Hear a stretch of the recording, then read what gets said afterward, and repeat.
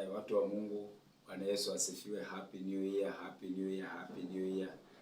Tunashukuru Mungu ya kwamba tumevuka mwaka salama. Mungu ametuwezesha. Tuko mwaka 2026 ambao ni mwaka ambao Bwana atatupigania sana. Ni mwaka ambao Bwana anaenda kutuinua. Ni mwaka ambao Bwana anaenda kutubariki. Ni mwaka ambao Bwana anaenda kutuisha. Ni mwaka ambao Bwana anaenda kutupa jina. Ni mwaka ambao tutainuliwa zaidi. Mwaka 2026 itakuwa ni mwaka ambao umebeba neema ya kipekee. Nashukuru Mungu ya kwamba tumevuka mwaka salama. Wengine tunajiandaa watoto wetu back to school. Naomba rehema za Mungu zikaweze kuwafunika, ulinzi wa Mungu ukaweze kuwafunika wote wanaosafiri barabarani, wote walio katika shughuli ya hapa na pale kwa ajili ya kumake sure kwamba watoto wanarudi shuleni. Mungu wa amani awabariki sana. Mungu wa amani awatende mema sana. Naamini ya kwamba jana siku ya Jumapili imeenda vizuri kwa kila mmoja wetu. Mahali ulikuwa ibada, naamini ya kwamba ibada ilikuwa nzuri, ilikuwa ni ibada ya kupendeza, ilikuwa ni ibada ya kufana sana. Na Mungu wa amani akaweza kuwabariki sana kwa sababu mahali popote uliweza kuhudhuria ibada ya kwanza kwa mwaka ambao ni malango na ni misingi ambao ni ya mwaka 2026, na najua kwamba wewe ni mtoto ambao umebarikiwa sana. Na neno ambalo lilihubiriwa jana, najua kwamba ni neno la muhimu sana katika maisha ya kila mmoja. Ni neno ambalo limepepa uhai. Tulipofuka mwaka na baada ya kufuka mwaka, tunaamini ya kwamba tulikuwa na neno la kinabii. Na katika neno la kinabii, neno la rehema liliweza kubeba watu wa Mungu, na hata sasa ninaamini ya kwamba Mungu anaenda kutuwezesha. Mtoto wa Mungu, barikiwe sana unapofuatilia ibada. Mwaka huu ninaamini ya kwamba tutakuwa na mafundisho mengi kwa sababu Mungu alikuwa akiniongelesha ili tukakae katika neno la Mungu sana. Tunapokaa katika neno sana, utakuta ya kwamba tutakuwa wenye kufanikiwa sana, tutakuwa wenye kuinuliwa sana, na tutakuwa wenye kubarikiwa sana, na utakuta ya kwamba tutaweza kufikia malengo mbalimbali, na Mungu atakuwa ni mwenye kutubariki sana katika jina la Yesu Kristo. Kuna kitu moja ambacho nilikuwa nataka ili tukaweze kujifunza, na leo tunaenda kujifundisha about ufahamu, hekima na maarifa. Ufahamu, hekima na maarifa. Mwaka unapoanza intakana uwe na ufahamu, na katika ufahamu uongeze hekima, na katika hekima uwe na maarifa ili ukaweze kufanikiwa, ili ukaweze kuinuliwa na mambo yako yakaweze kuenda. Tuamini tunapoenda kuomba.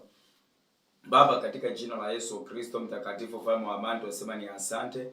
Baba, ni kwa swedi bwema, ni kwa swedi Mashia Jehova Shaddai. Mungu wetu, nakupenda kwa sababu ulitupenda kutoka mwanzo, ukatuita, ukatuokoa, ukatufanya watoto wako, ukatufanya vyombo vyako, Baba wa milele. Baba, tunasema ni asante. Asante kwa ajili ya yule Baba wa milele, wote ambao wamesimama, wote ambao wameingia kazini, wote wanaosafiri, wote ambao Baba wanarudi kwa ajili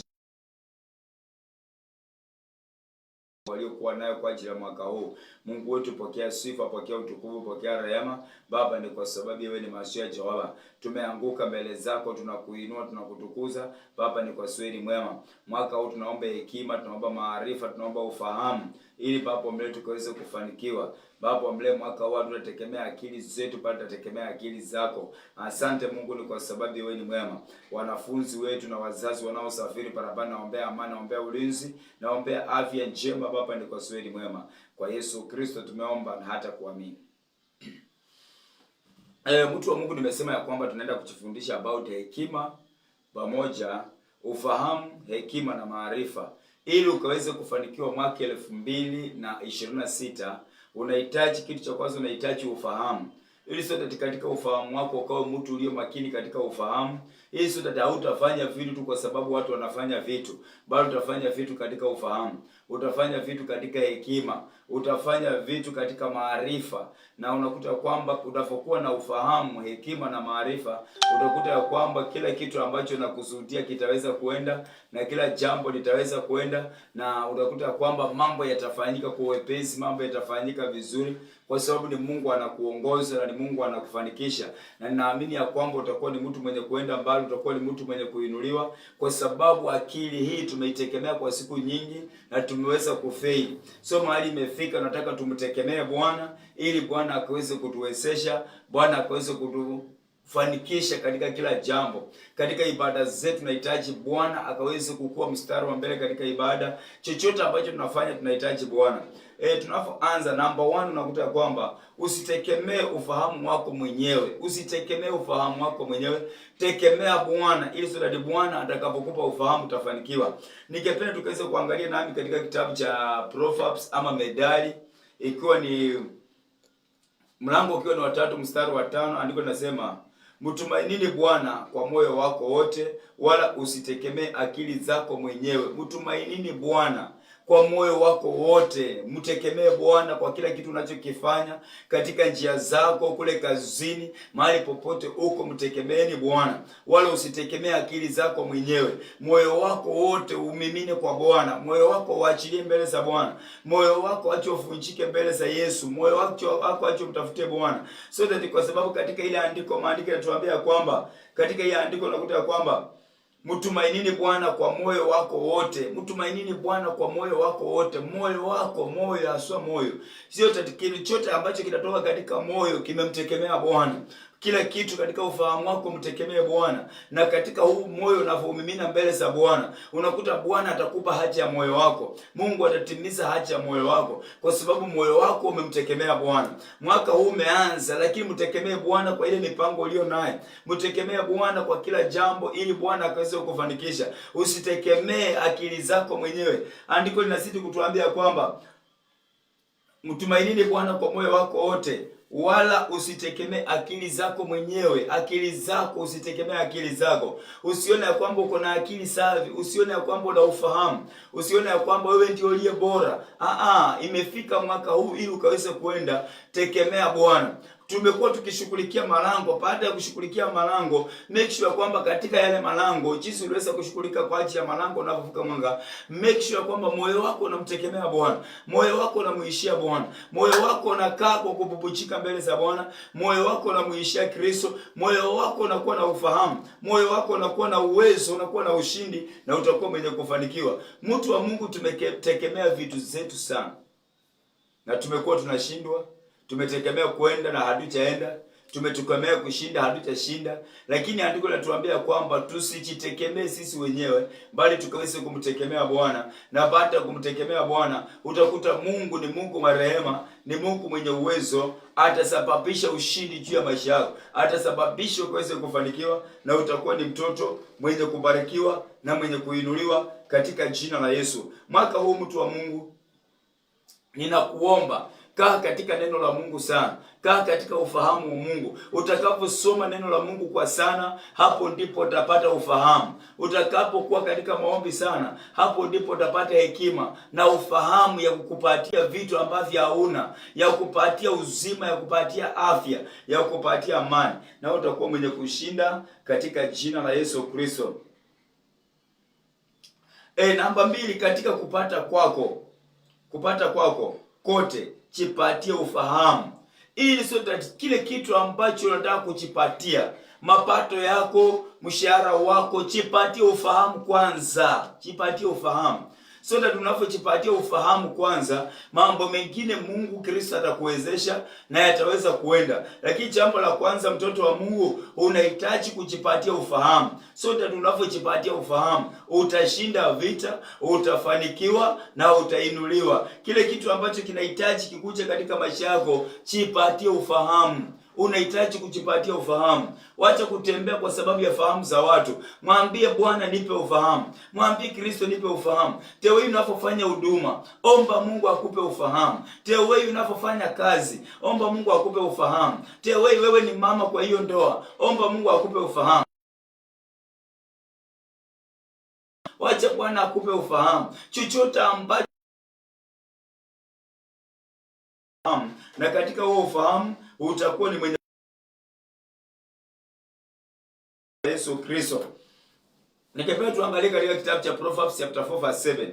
Andiko linasema, bora hekima, basi jipatie hekima, naam, kwa mapato yako yote jipatie ufahamu. Bora hekima, basi jipatie hekima. Bora hekima, basi jipatie hekima. Mtu wa Mungu, maandiko yanasema bora hekima, jipatie hekima. Alafu anasidi akisonga jina anasema, naam, kwa mapato yako yote jipatie ufahamu. kwa ajili ya mapato yako yote. Mtoto wa Mungu, ninakusii jipatie ufahamu, ili sote katika ufahamu huu utaweza kushinda, katika ufahamu huu utaweza kusimama, katika ufahamu huu utaweza kuinuliwa. Kile jambo ambalo unahitaji kujipatia ufahamu, unahitaji kujipatia hekima. Hekima itakupatia ile kitu ambacho unahitaji, na katika ile hekima itakupa ufahamu, na katika ufahamu utaweza kukuwa ni mtu mwenye kufanikiwa, utakuwa ni mtu mwenye kuinuliwa, utakuwa ni mtu mwenye kwenda, utakuwa ni mtu mwenye maadili, utakuwa ni mtu umesimama,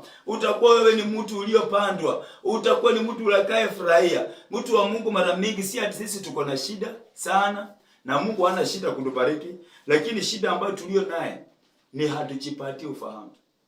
Na maandiko yamesema katika mapato yako yote jipatie ufahamu. Unapotoka kwenda kupambana, unapotoka kwenda kuinuka, mtu wa Mungu jipatie ufahamu. Mtu wa Mungu, omba Mungu ya kwamba ninapotoka, Mungu nipe ufahamu. Mungu, mwaka huu nipe ufahamu, ili sote nikaweze kujifahamu, nijue mimi ni nani na ninafaa kufanya nini, ninafaa kutembea aje, ninafaa kutenda nini, ili Mungu akaweze kukuwezesha. Lakini wakati ambapo ufahamu imekupita, wakati ambapo kila jambo limekupita, wakati ambapo vitu vimekupita, utakuta ya kwamba utakuwa unalaumu watu. Mwaka utakapoisha utakuwa unaanza kujilaumu ya kwamba ilikuwa nifanye na si kufanya, ilikuwa nifanye na si kufanya. Lakini katika hii jipatie ufahamu. Namba 3 unakuta ya kwamba Yesu alisema kwa mifano, baadhi hawakufahamu. Yesu aliweza kuzungumza katika mifano. Yesu alitumia proverbs ama methali. Yesu alitumia sana methali, lakini kuna baadhi ya watu hawakuelewa, kwa sababu fahamu yao ikikuwa chini, kuna mambo hautaelewa. Unaweza kuwa hata wewe na mtu unasoma neno la Mungu, lakini katika hii neno haulielewi. Unahitaji kumuelewa Mungu. Unahitaji kusoma neno uelewe. Hili neno la Mungu unapolisoma, na hili neno likupe fursa ndani yake, ili sote tukaweze kutoka katika zile jamono, ukaweze kufanikiwa, ukaweze kuinuliwa. Hili neno unapolisoma na likose kukupa fahamu, ujue kwamba ufahamu wako uko chini, likose kukupatia fursa, ujue kwamba uelewa wako na ufahamu uko chini. Kile kitu unahitaji kuomba Mungu akupe ufahamu, uelewe neno lake, na utaweza kufanikiwa katika jina la Yesu Kristo. Namba 3 tumesema ya kwamba Yesu alinena nao katika mifano, lakini hawakumuelewa. Ningependa tuanze kusoma nami katika andiko, kitabu cha Mathayo mtakatifu, mlango ukiwa na 13 kuanzia mstari wa 12, ili sote tunataka tuangalie mahali pale tunaposonga. Kwa maana yeyote mwenye kitu atapewa, naye atasitisiwa tele, lakini yeyote asiye na kitu, hata kile alicho nacho atanyang'anywa. Yoyote, maandiko yanasema ya kwamba yoyote aliye na kitu ataweza kupewa. Yoyote aliye na hekima atazidi kuongezewa. Yeyote aliye na maarifa atazidi kuongezewa. Na anasema asiye na kitu, hata kila alicho nacho ataweza kunyang'anywa. Je, nataka nikuulize katika ufahamu wako, andiko linaposema asiye na kitu, hata kila alicho nacho atanyang'anywa, nini ambacho ulicho nacho penye unaweza nyang'anywa? Mtu wa Mungu, hichi kila mmoja uko na kitu, na una uwezo wa kuweza kuinuka na ukaweza kubadilisha maisha. Una uwezo wa kufanya kitu, una uwezo wa kufanya huduma, una uwezo wa kutembea katika mapenzi ya Mwenyezi Mungu, kwa sababu kuna kitu iko ndani yako, lakini kile kitu iko ndani yako umeikalia. Ile kitu iko ndani yako umeifumbia macho. Mtu wa Mungu, inuka kwa ajili ya kile kiko ndani yako, kwa sababu Kristo tunahitaji akaweze kutuongeza. Hata nami ninapotumika leo ni kwa sababu kuna kitu ambacho Kristo ameweka ndani yangu, na ninaamini ya kwamba katika kutumika huku ninakotumika Kristo ataniongeza. Je, wewe utaongezewa kwa kipi ambacho unakifanya?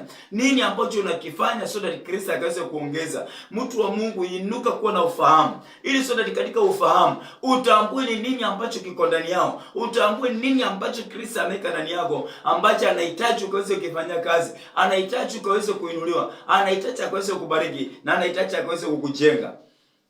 Unapoangalia mstari umeenda nasema, kwa sababu ya hii ninasema nao kwa mifano, kwa kuwa wakitazama hawaoni, na wakisikia hawasikii wala hawaelewi. Ninasema nao kwa mifano.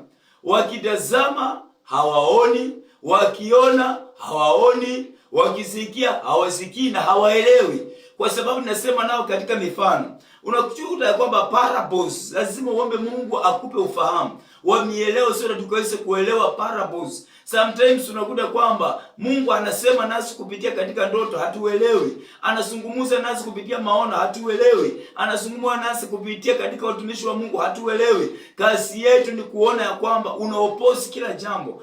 Unakuta kwamba inahitaji ukawe na ufahamu.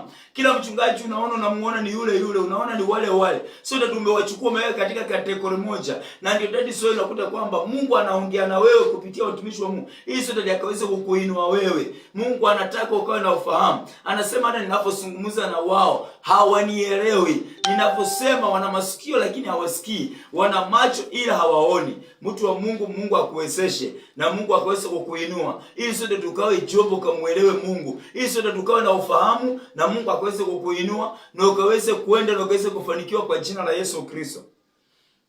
Mstari wa 14 anasema hivi. Na neno la nabii Isaya linatimia kwao likisema, kusikia mutasikia wala hamutaelewa, kutazama mutazama wala hamutaona.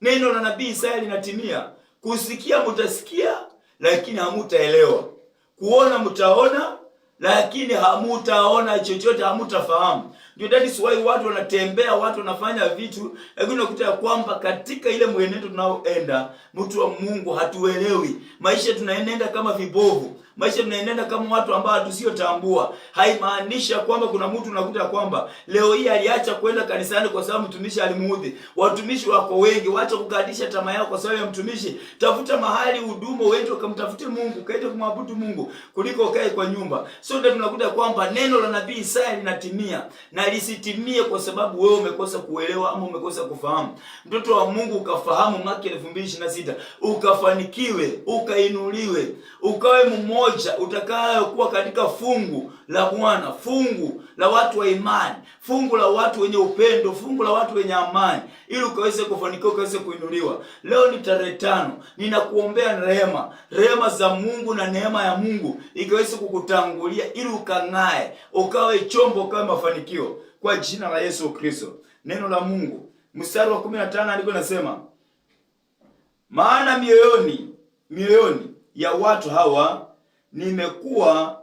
imekuwa mizito, na kwa masikio yao hawasikii vyema, na macho yao yamefumbwa, wasije wakaona kwa macho yao, wakasikia kwa masikio yao,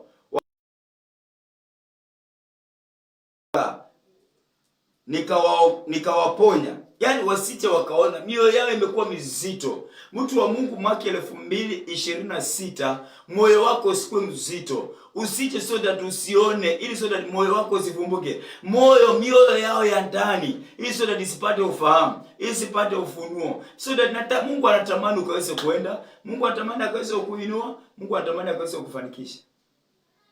Je, umejiandaa namna gani? Sikia hii andiko linavyosema vizuri. Maana mioyo ya watu hawa imekuwa mizito. Mioyo zetu ni mizito sana. Kuna mtu alikukosea dai kusamehe, bado umempepa miaka 5. Ndio dadi sio inakuta kwamba Kristo ataingia katika maisha yako. Ili sote tukaweze kufanikiwa. Imekuwa mizito sana. Na kwa masikio yao hawezi wakasikia vyema. Yaani uwezi ukasikia vyema kabisa, uwezi sikia sauti ya Mungu. Mungu anavyosema, Mungu anapotumia manabii kuongelesha, Mungu anapotumia watumishi wa Mungu kuongelesha, mioyo imekuwa mizito, masikio imekuwa mzito, hatuwezi sikia vyema. Mungu atufungue masikio yetu ya ndani ili tukaweze kusikia na tukaweze kuelewa na tukaweze kufanikiwa kwa jina la Yesu Kristo. Anasema wasije wakaona, macho yao wakayasikia, kwa kuwa masikio yao yakaelewa kwa mioyo yao. Mungu anatamani ya kwamba masikio yetu yakaweze kuona na tukaweze kumuelewa na tukaweze kufanikiwa, ili sote Mungu akaweze kubeba, ili akaweze kutuokoa na hizi laana za familia, kutuponya na hizi janga, kutuponya na hii kung'ang'ana. Kila mwaka unatafuta kazi, ondoa moyo wako usiwe mzito na Mungu atakuwezesha katika jina la Yesu Kristo. Mstari wa 16 anasema, na wenye haki walitamani kuyaona muyaonayo nyinyi wasiyaone, na kuyasikia mnayo yasikia nyinyi wasiyasikie. Wewe ambao unasikia unaelewa. Mungu alitamani ukaweze kuelewa. Mungu alikupa uwezo, Mungu alikupa mamlaka na akanyima wale wengine. Endelea kuomba Mungu ili macho yake ifunguke, taa yake ikaweze kung'aa, ili ukaweze kufanikiwa, ili ukaweze kuinuliwa na ukaende mbali katika jina la Yesu, na Mungu atakufanikisha na Mungu atakubariki, ili sote mtoto wa Mungu mwaka huu lazima tutakaa katika mapenzi ya Mungu. Mungu atupe ufahamu, Mungu atupe hekima na Mungu atupe maarifa, na tutakwenda kufanikiwa kwa jina la Yesu Kristo. Mtu wa Mungu, ninashukuru sana kwa ajili ya kufuatilia ujumbe wangu. Nashukuru sana kwa kukaa pamoja nami. Nashukuru sana mwaka huu. Chukua kitabu chako na kalamu ili tukaweze kuenenda sambamba, na mwisho wa mwaka utakuja kufurahi kwa ajili ya Bwana atakuwa ametenda kwa jina la Yesu Kristo. Ninaamini ya kwamba Mungu wetu ni mwaminifu na Mungu atakutenda mambo makubwa. Tuamini tunapoomba. Baba, katika jina la Yesu Kristo mfalme wa amani, nasema ni asante, ni kwa sababu ni mwema. Mungu uliyetufikisha mwaka 2000 Baba milele na 26, tunasema ni asante Baba, ni kwa sababu unatuinua. Mwaka huu unatubariki. Mwaka huu unatupa Baba mleo ufahamu, unatupa maarifa na hekima Yesu ya kutawala na kukusanya mali Yesu, na kusimamia wokovu na kusimamia haki. Asante Mungu wetu, ni kwa sababu ni mwema. Asante ni kwa sababu ni Jehova. Mungu wetu inuliwe Baba, ni kwa sababu ni wadamana.